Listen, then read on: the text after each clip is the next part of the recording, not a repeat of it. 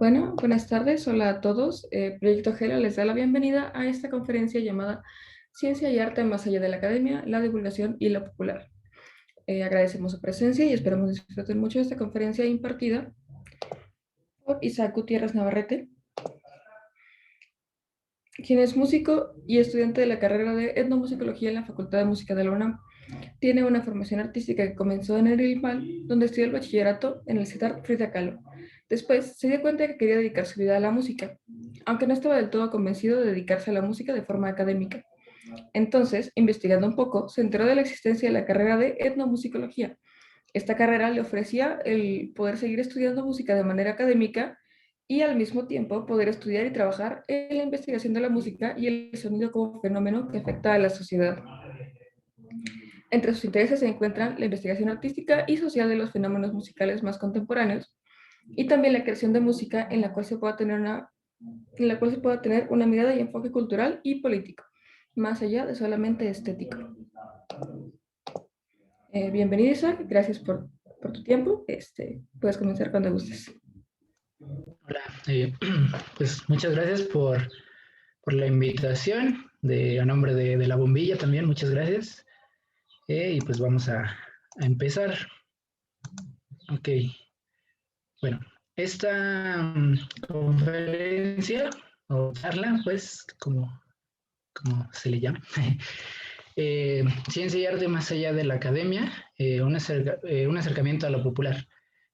Para empezar, bueno, creo que es importante tener en cuenta que uno como persona que se dedica a la divulgación de la ciencia, como que hay veces que entramos, digamos, sin tener como claro, ¿no? ¿Qué es lo que vamos a hacer? Y yo, bueno, llevo algunos años trabajando con la bombilla y pues me he dado cuenta de ciertas cosas y es a partir de eso que, esta, que construye esta pequeña plática, ¿no? Bueno, eh, para empezar, bueno, hay que hacer, digamos, un primer acercamiento sobre qué es lo popular o qué creemos que es lo popular. Por lo general, entendemos a lo popular o más bien tenemos ciertas referencias, ¿no? Como que la música popular, o que el arte popular, o que la opinión popular, o que esta persona es popular, ¿no? Pero realmente, ¿qué es lo popular? Entonces, bueno, cuando vamos a Google, por ejemplo, lo primero que encontramos son dos definiciones así de cajón que aparecen en Google, ¿no? La primera es que pertenece al pueblo o comunidad o grupo mayoritario o tiene su origen en él. Y la segunda, que pertenecen a las clases más bajas de la sociedad. De primera, pues ya nos está arrojando como cierta información. Y esta información es que parece que lo popular es algo que está alejado, ¿no?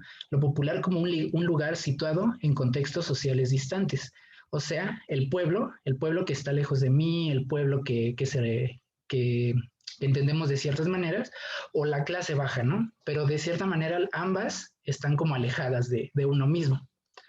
Entonces, bueno, eh, Roger Chartier, que es un historiador, él menciona, ¿no? Podemos remitir las innumerables definiciones de la cultura popular a dos grandes modelos de descripción e interpretación. La cultura popular como un mundo simbólico completamente autónomo y la cultura popular como un ente moldeado y manipulado por la alta cultura. Esta definición, claro, con el riesgo de ser muy reduccionista, ¿no? Pero sí nos acercan un poco también a la definición de Google, ¿no? Primero, dice lo popular como un mundo simbólico completamente autónomo. O sea, el pueblo, ¿no? El pueblo que se rige bajo sus normas, bajo sus tradiciones, bajo sus costumbres, o lo popular como un ente moldeado y manipulado por la alta cultura, o sea, la clase baja, que es oprimida, que es violentada, ¿no? Por una cultura, por otra cultura, perdón. Esto nos deja ver dos cosas, ¿no?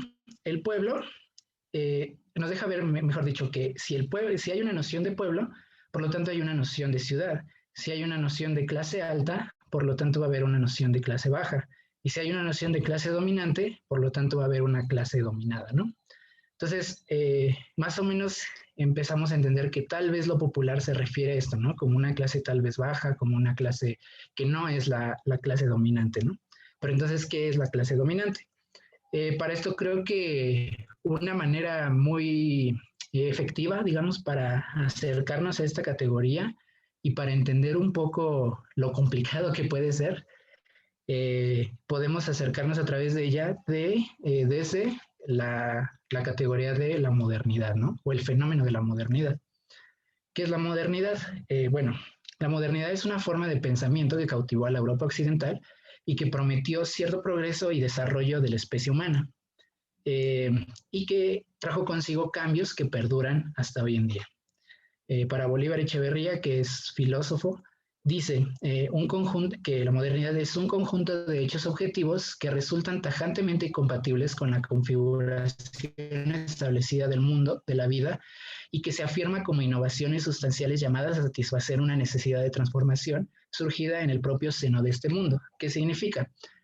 Que, digamos, el mundo estaba establecido de cierta manera y llegó la modernidad con ciertas ideas y con ciertos hechos que resultan tajantemente incompatibles, o sea, que no van con la forma en que el mundo ya estaba establecido, pero que trae consigo ciertas ideas de innovación o ciertas ideas de transformación, ¿no?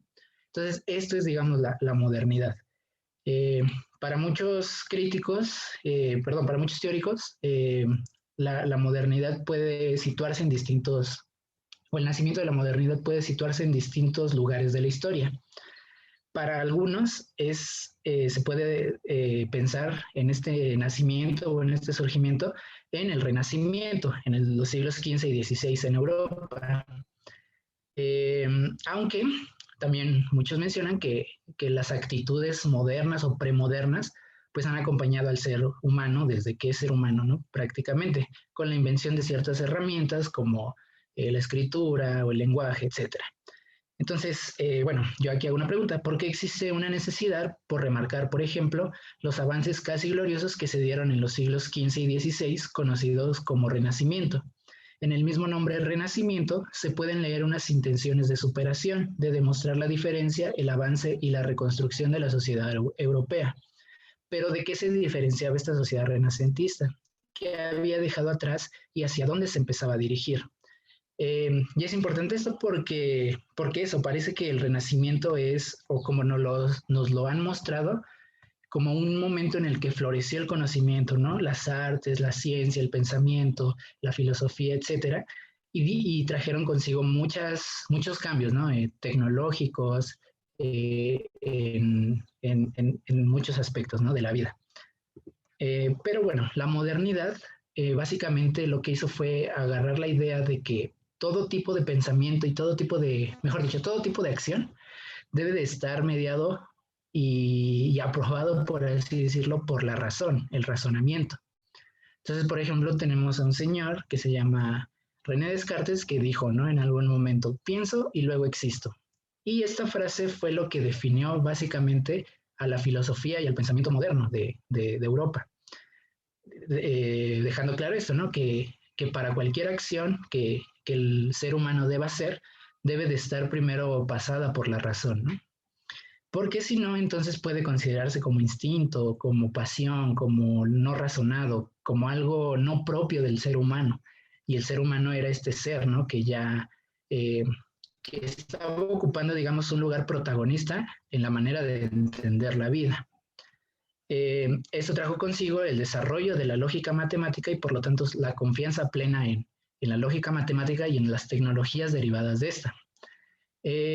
El ser humano entonces a partir de este pensamiento fue que comenzó a descubrir o entre paréntesis a dominar la naturaleza, ¿no? Como resultado del progreso. Incluso se piensa en esta etapa como al hombre como si estuviera en contra de la naturaleza y quisiera dominarla, ¿no? Quisiera eh, atraparla y moldearla a su manera.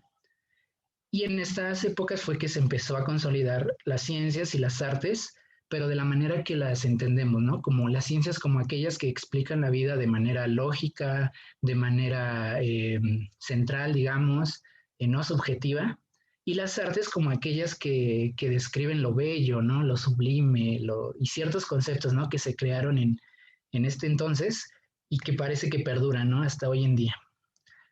Y esto se logró también en parte gracias a la universalización del conocimiento moderno. La universalización fue hacer que el conocimiento que se producía en Europa en estas épocas se entendiera como un conocimiento que funcionaba para todo momento, para todo tipo de contextos, de características. Y, por ejemplo, Briggs y Bauman lo dicen así. Las narrativas históricas han sugerido ampliamente que la ciencia moderna transformó a la sociedad europea, aumentando la idea de una cosmovisión secular naturalística, que postulaba un universo gobernado por leyes naturales. ¿Qué quiere decir esto? Que la ciencia lo que hizo fue eh, interpretar los fenómenos naturales y postularlos como si fueran leyes, o sea que todo el mundo, todo el universo se regía bajo estas leyes. Esto provocó que el pensamiento dejara de ver, digamos, o dejara de dar explicación a los fenómenos naturales a partir de explicaciones que venían de la religión, ¿no? Entonces se dejó de tener, por ejemplo, a Dios como un centro del universo que actuaba de maneras misteriosas, y en vez de eso lo que se trató de hacer, por así decirlo, es comprender cómo funcionaba este Dios, ¿no? Bajo qué normas, bajo qué leyes, etcétera, y se fueron postulando. El problema, por así decirlo, fue lo que dicen también, ¿no? Aquí Briggs y Bauman. Las élites europeas produjeron ideologías y prácticas que después elevaron al estatus de universal, que podían ser usadas para comprender y dominar el mundo. ¿Qué es esto? Que entonces, más allá de solo generar leyes que funcionaran, por ejemplo, para decir que la gravedad funciona de ciertas maneras, que los planetas se mueven de ciertas maneras, también este modelo de hacer leyes lo pasaron a otras situaciones, ¿no? Entonces, por ejemplo, decían que había leyes para la historia, leyes para el comportamiento humano, leyes para la economía, etcétera, etcétera, y esas, de nuevo, ¿no? Las manejaron así como leyes que funcionaban en todo momento y debían permanecer así, ¿no? Entonces, bueno, para esto en Europa entonces empezó a surgir esto, la idea de descubrir, de conocer, de tener más y más conocimiento. Y en ese proceso fue que descubrieron, o mejor dicho, que llegaron a otras tierras, ¿no? En un fenómeno conocido hoy como colonización, y que para algunos eh, teóricos, principalmente los que se inscriben dentro del pensamiento postcolonial, consideran que la colonización es la otra cara de la modernidad, ¿no? Modernidad y colonización como dos caras de una misma moneda, y teniendo la colonización como la cara sangrienta, ¿no? La cara violenta. ¿Y qué pasó? ¿No? Que al colonizar otras tierras, Europa trajo consigo la manera en que observaba, comprendía y construía la vida, y la impuso a partir de formas violentas a todo grupo, sociedad, cultura, ser viviente que encontró fuera de Europa. Europa o el pensamiento europeo había entendido la vida de cierta manera, y a partir de esas maneras fue que construyó, digamos, modelos de vida, ¿no? El modelo de que la vida humana debía ser de una manera, ¿no? Hombre, blanco, heterosexual, moldeado por la razón, etcétera, ¿no? Y lo que pasó fue que entonces llevó esta manera de entender a la vida, pues a todo tipo de civilización, de cultura, de grupo social que encontró fuera de Europa, con un proceso violento, ¿no? Eh, y esto lo que hizo fue que se construyeron relaciones de poder que reafirmaban a la modernidad como único camino viable hacia el progreso. Entonces, claro, la colonización no solo implicó llegar y matar gente, ¿no? Sino que implicó imponer maneras de entender el mundo, maneras de conocer el mundo, maneras de expresarse, todo tipo de relación ahora se vio afectada por por este fenómeno, ¿no? Y la modernidad entonces se vio reflejada en el poder, en el conocimiento, en el ser, en el género, y se validaba a través de ciertas instituciones y autoridades, como por ejemplo una de tantas la academia, ¿no? Pero también, por ejemplo, el Estado, la iglesia incluso, ¿no? Etcétera. Bueno, vamos a poner un poquito de atención ahora sobre la colonialidad del saber, ¿no? ¿Qué es la colonialidad del saber? Es la manera en que la modernidad colonialidad ha validado solo a ciertos conocimientos y maneras de obtener conocimiento como únicas, reales y universales, por lo tanto legítimas a partir de la educación. Y a través de la construcción de ciertas instituciones, ¿no? Que entonces, ¿qué es esto, no? Que lo que decíamos, la modernidad puso a la ciencia en un lugar protagónico como aquella o como la única que podría producir el conocimiento, que podría esparcir este conocimiento y que decidía cómo el conocimiento se debía manejar, ¿no? En general. Entonces creaba figuras específicas que pueden crearlo, que pueden enseñarlo, compartirlo, recibirlo o robarlo incluso, ¿no? Entonces, claro, investigadores, educadores, escuelas, instituciones, modelos incluso de cómo crear alumnos, etcétera, ¿no? Y bueno, es importante, viendo todo esto que hemos repasado hasta ahorita, saber que pues entonces el conocimiento va a venir acompañado de ciertos discursos que responden a la reafirmación de la modernidad. No es como digamos inocente, o sea, no significa que entonces el saber que la academia maneja ciertos discursos no es solo por el bien del conocimiento, sino que detrás de ellos aún hay ciertas intenciones, ¿no? Que son muy apegadas a lo que tiene que ver con la modernidad, colonialidad. Entonces, bueno, es importante esto porque la modernidad se instauró como eso, como un camino hacia el cual el hombre debía de buscar el progreso. Y claro, ¿no? O sea, a través de la modernidad se dieron los avances tecnológicos que conocemos hoy en día, ¿no? Pero al mismo tiempo, al establecer la modernidad, al establecer lo que era lo moderno, también empezó a definir qué era lo no moderno. Y es importante esto porque la modernidad necesitó de lo que no era moderno, de aquello que no se apegaba eh, a estas formas, para consolidarse a sí misma como lo que sí debía ser, ¿no? Como lo moderno. ¿Y quiénes eran los no modernos? Pues claro, ¿no? Los grupos indígenas, por ejemplo, pero también los trabajadores, los obreros, las mujeres, los niños, personas con discapacidad, etcétera, etcétera, etcétera, ¿no? Entonces, bueno, aquí, por ejemplo, en esta cita, eh, a mí se me hace como muy bonita y muy interesante al mismo tiempo, porque es como la metáfora, ¿no? De lo que es la modernidad. Y dice, en todo jardín hay una sensación de artificialidad precaria. Requiere la atención constante del jardinero, dado que un momento de descuido o de mera distracción los devolvería al estado del que surgieron y el cual tuvieron que destruir, excluir o poner bajo el control para poder seguir. Las malezas, esas plantas no invitadas, no programadas o autónomas, están allí para destacar la fragilidad del orden impuesto. Alertan al jardinero de la eterna exigencia de supervisión y vigilancia. Entonces, ¿qué significa esto, no? El jardín vendría a ser la manera en que la modernidad concibe la vida. Para eso se necesita de un jardinero. En este caso, Bauman lo explica, el jardinero como la figura del Estado, ¿no? Esta autoridad que va a decidir cómo es que se van a generar pues la vida en general, ¿no? Y es importante que este jardinero esté siempre pendiente porque si descuida un momento, el jardín volvería a ese estado salvaje del cual la modernidad pretende salvarlo, ¿no? La modernidad entonces es eso, ¿no? Como el camino hacia dejar de ser bestias salvajes, por así decirlo, y llegar a ser eso, ¿no? El ser humano pensante, razonable, que entiende, digamos, la vida de ciertas maneras, ¿no? Pero pues obviamente eso es como una idea muy alocada, ¿no?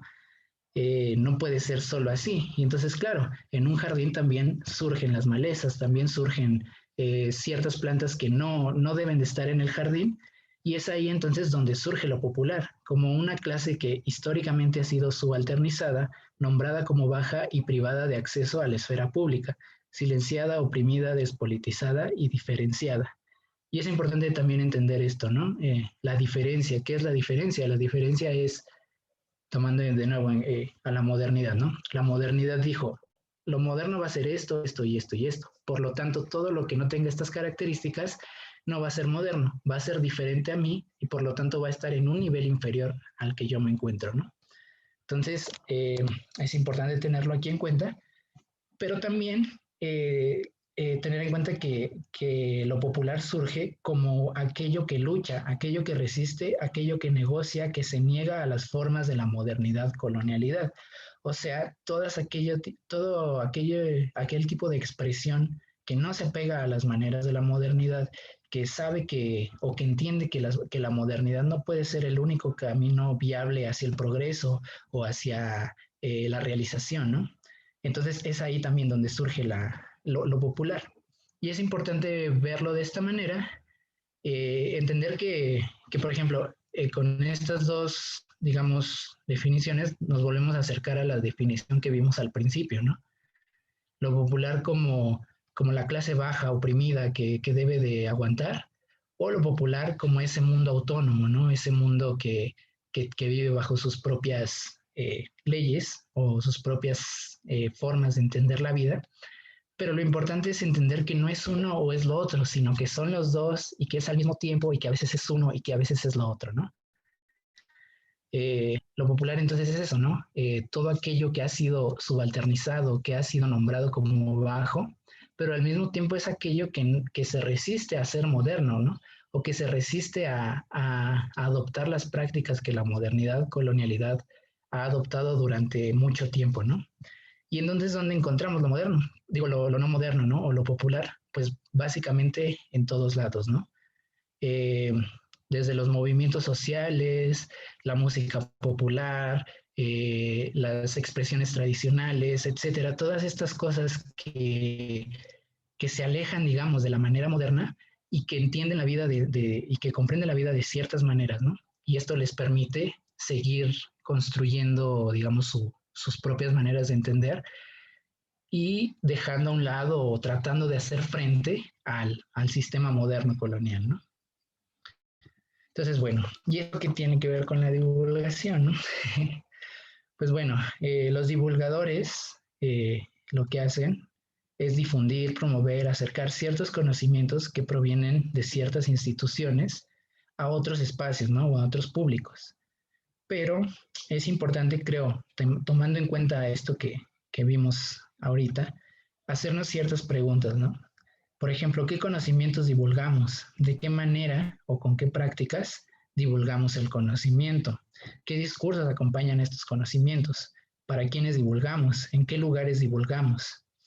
Eh, Porque, claro, creemos, o no sé, al menos yo lo veo desde mi propio proceso, ¿no? Que yo he estado dentro de estas ondas de la divulgación con mis compañeros de la bombilla y así que es eso, ¿no? Como llevar conocimientos que nosotros aprendemos en la academia y acercarlo a más gente, ¿no? Pero pues realmente eso, ¿no? ¿Qué conocimientos son los que divulgamos? ¿De qué instituciones sacamos nuestros conocimientos?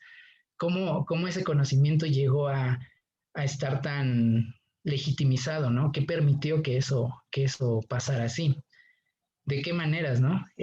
A veces siento incluso que pareciera que el divulgador es como este misionero, ¿no? Que lleva el conocimiento, la luz a las demás personas, pero realmente no nos cuestionamos, ¿no? Las prácticas que llevamos, ¿no? De ser, de vernos como esta figura, ¿no? Con el conocimiento y lo que implicaría eso, ¿no?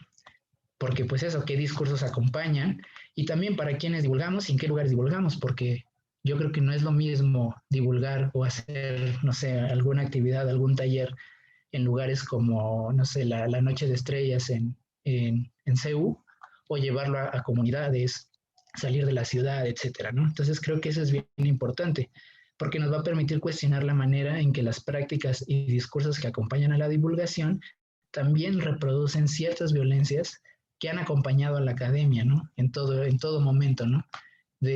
Para empezar, de seguir reafirmando a la academia como este único lugar en el que el conocimiento se puede dar o en el que el conocimiento se puede producir.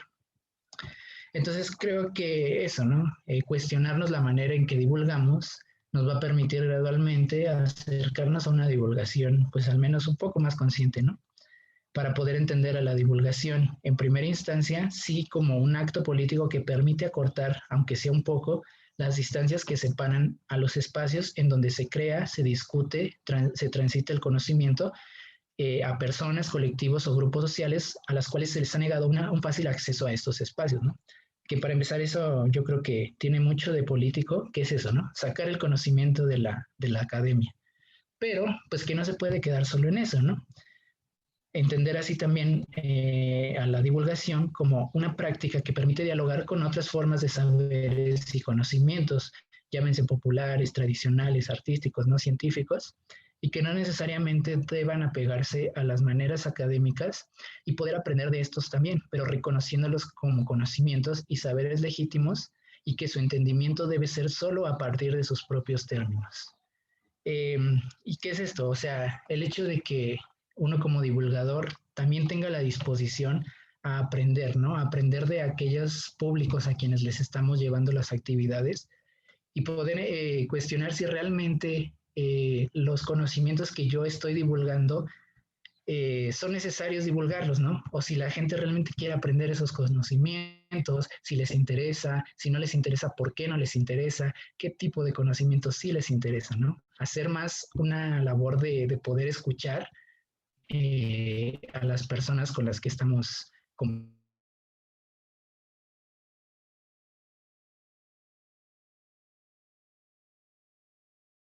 compartimos los conocimientos.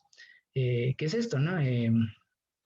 No quedarnos simplemente en la idea de que yo aprendí ciertas cosas en la academia y así se deben de enseñar, ¿no? A las demás personas, sino escuchar, ¿no? Escuchar y observar cómo, de qué maneras puedo hacer que mis prácticas de divulgación sean realmente divulgativas, ¿no? Realmente comuniquen conocimientos y no solo los reproduzcan. Y así hacer de la divulgación una práctica que ponga en circulación conocimientos varios, que funcionen en contextos más allá de la academia y que logren cuestionar la manera en que es tratado el conocimiento. Y pues bueno, eso es básicamente lo que tenía que decir. Y pues eso, ¿no? Creo que es eso, ¿no? Poder encontrar en la divulgación un espacio en el cual construir nuevas maneras de, de pensar acerca del conocimiento y de acercarnos también a otras cuestiones, ¿no? Como lo social, como lo cultural, como lo político, y entender que eso es parte también de una retroalimentación, ¿no? Y estar siempre en esa comunicación, en ese transitar, por así decirlo. Pues bueno, sería todo.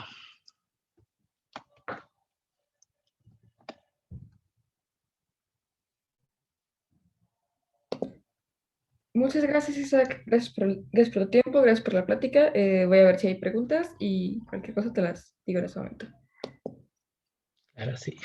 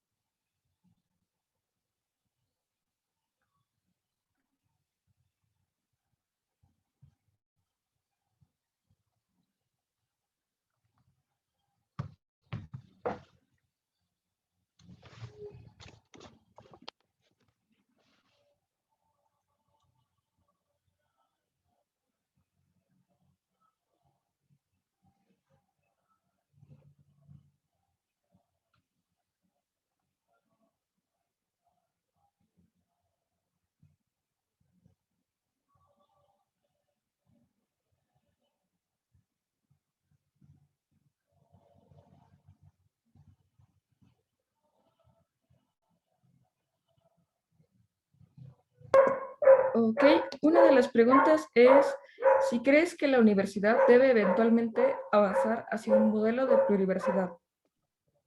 Eh, pues sí, creo que sí, pero al mismo tiempo considero que la universidad, por más, eh, digamos, por más cuestionamientos que se le haga, pues también responde a otro tipo de cuestiones que van más allá de la universidad, ¿no? Digamos, el Estado o ciertas normas, ¿no? Que hacen que la universidad sea como sea.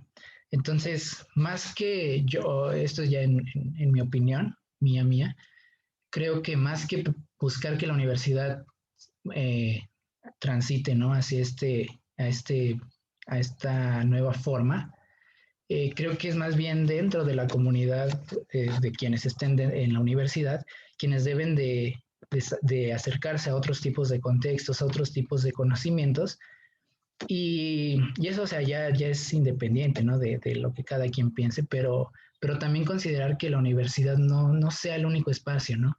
Eh, que, si, que si hay conocimientos de otro tipo de cuestiones, ¿no? Que no sea solamente llegar, tomar el conocimiento y llevarlo a la academia, ¿no?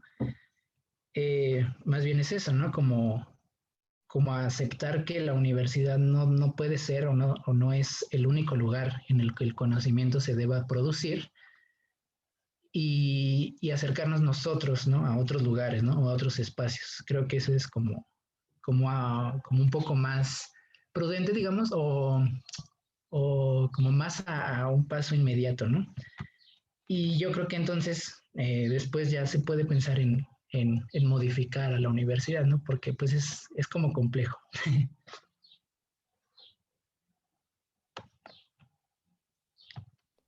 ¿Y cuáles consideras que son algunos de estos espacios olvidados de donde se puede obtener conocimiento?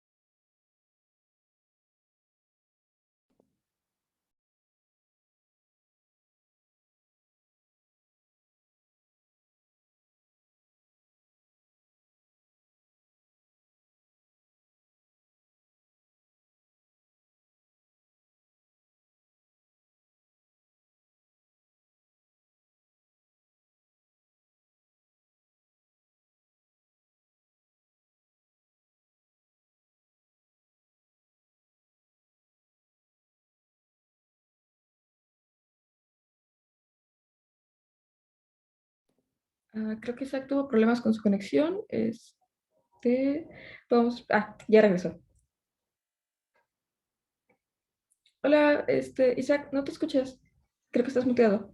Eh, Hacía que una disculpa, se me fue el internet, pero ya. Sí, no hay problema.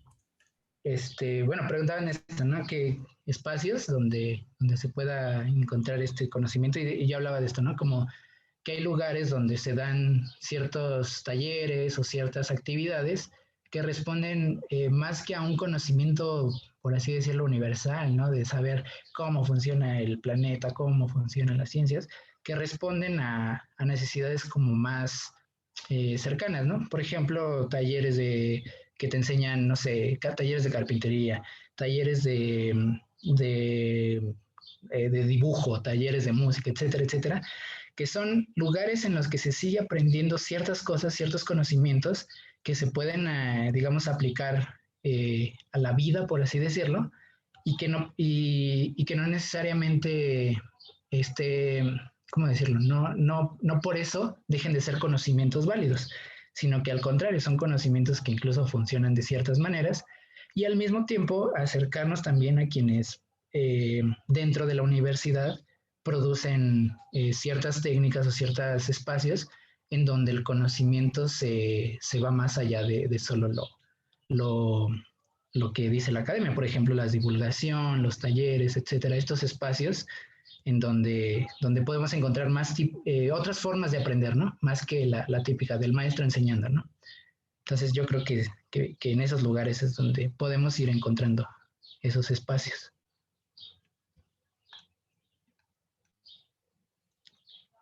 También, por ejemplo, bueno, retomando esto, los movimientos sociales. en los movimientos sociales es un lugar en donde el conocimiento se produce todo el tiempo y que es un conocimiento que está en constante enfrentamiento, por así decirlo, a problemáticas, ¿no?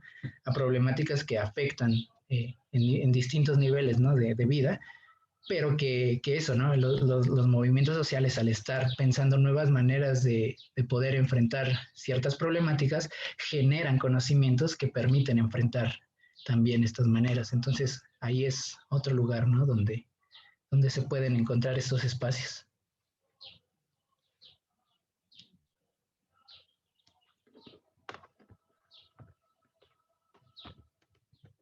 Ok, muchas gracias. Preguntan también, ¿qué opinas del conocimiento de la homeopatía y cosas de ese tipo? Uy, ok. Bueno, yo, para empezar, no soy doctor ni nada de eso, ¿no? Entonces no, tampoco quiero decir cosas que no, pero al final de cuentas sí creo que son conocimientos que al final, que responden a ciertas maneras, ¿no? Hablando, por ejemplo, de lo que presenté, ¿no? En las diapositivas, algo como la modernidad y la colonialidad también, una de sus consecuencias fue eso, ¿no? Establecer que, por ejemplo, la medicina solo podía ser de cierta manera, ¿no? Que solo se podía entender a partir de ciertas áreas o campos disciplinares, y que no podíamos acercarnos a ella si no fuera de esta manera como objetiva, ¿no? Como tajante, como clara, por así decirlo. Pero al mismo tiempo tenemos por otro lado, por ejemplo, a pueblos o a comunidades indígenas que durante toda su historia han manejado a la medicina de otras formas, ¿no? Conectando también, por ejemplo, los dolores físicos y malestares físicos con cosas que tienen que ver más con la espiritualidad, con religión, etcétera, ¿no? Entonces, claro, ¿no? La medicina se entiende como la única manera, pero no significa que por eso todas las demás sean no válidas, sino al contrario, que estas otras maneras de acercarnos a algo como la medicina tienen sus bases o sus orígenes en ciertas cosas y que no significa que sean falsas, ¿no? O que no sean verdaderas o que no puedan ser, sino que es más bien acercarnos de otra manera, ¿no? También abrirnos a que la vida no es solamente de una forma clara y ya, ¿no? Sino que siempre hay alternativas, siempre hay maneras que tratan de explicar las cosas pues de otras formas.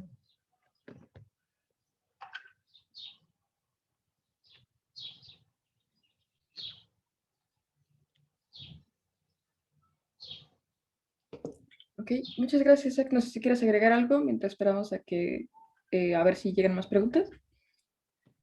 Eh, pues nada, pues eso, ¿no? Que creo que también como otro espacio, ¿no? Donde eh, de maneras no tan académicas, eh, en Internet, en Facebook, pues también, ¿no? El conocimiento está ahí, ¿no? Que también creo que es eso, ¿no? Poder abrir un poco más a qué es lo que se dice, ¿no? ¿Qué es lo que está diciendo las personas? ¿O por qué nos molestan ciertas cosas? ¿Por qué nos gustan unas cosas y otras no? Y creo que es importante tener en cuenta que muchas de las razones por las cuales nuestras decisiones son esta y esta es porque están moldeadas o atravesadas por cuestiones, ¿no? Que están más allá, ¿no? Por ejemplo, en el arte es algo que, que también es importante ver, ¿no? ¿Qué creemos que es el arte, no? A veces creemos que el arte solo es la Mona Lisa, ¿no? ¿Y qué es la Mona Lisa? No, pues es que es arte porque la simetría, porque la perfección, porque los colores, etcétera, etcétera, etcétera. Pero son ciertas razones que responden también a este conocimiento moderno, ¿no? De hacer del arte, por ejemplo, algo que también esté mediado por la razón, ¿no? Pero entonces, ¿qué pasa con expresiones que antes de decir mi arte es bello y tal, quieren decir, ¿sabes qué? Yo estoy enojado con algo de la vida y entonces esto es lo que pongo en mi arte, ¿no? Entonces es eso, ¿no? Saber cuestionar o aprender a preguntarnos por qué me gusta lo que me gusta, por qué no me gusta lo que me gusta, y eso también nos ayuda también pues a cuestionar, o sea, de lo más individual, por así decirlo, a lo más grande. Entonces, eso, ¿no? Que tener en cuenta eso, ¿no? Que algo como la colonialidad, la modernidad, son cosas que están tan arraigadas en la vida y que se naturalizan de maneras tan fuertes que incluso cuestionarlas pues se nos hace como algo que no va, ¿no? O sea, que no es posible. Entonces, pues es importante, ¿no? También eso, aprender como a cuestionar, a preguntar. Tengo una maestra que siempre dice, desnaturalicen, desnaturalicen. Entonces, pues eso. Y pues nada, pues gracias también pues por el espacio, por invitarnos y pues acá andamos.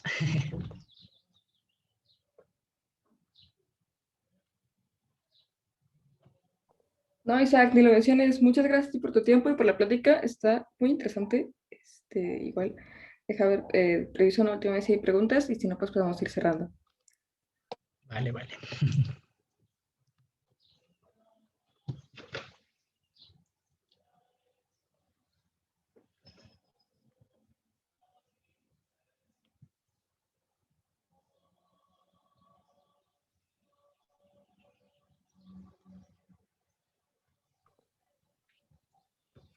No, creo que ya no hay más preguntas. Nuevamente, Isaac, muchas gracias y aprovecho para comentarte que en el en vivo nos están diciendo que excelente charla y que pues, muchas gracias, que quedó muy bonito. Entonces, pues, si quieres saber. Y insisto, muchas gracias por tu tiempo. Me gustó muchísimo la charla. Espero que a todos los que nos están viendo también les haya gustado. Estoy casi segura que sí. Eh, y recuerden seguirnos viendo la siguiente semana. Tenemos varios eventos. Estamos de aniversario. Muchas gracias a todos por venir y nos vemos después. Vale, pues muchas gracias y hasta luego. Adiós. Bye.